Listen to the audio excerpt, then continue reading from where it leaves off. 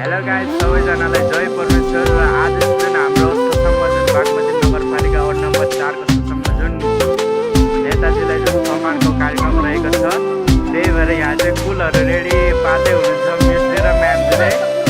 हेर्न सक्नुहुन्छ तपाईहरुले।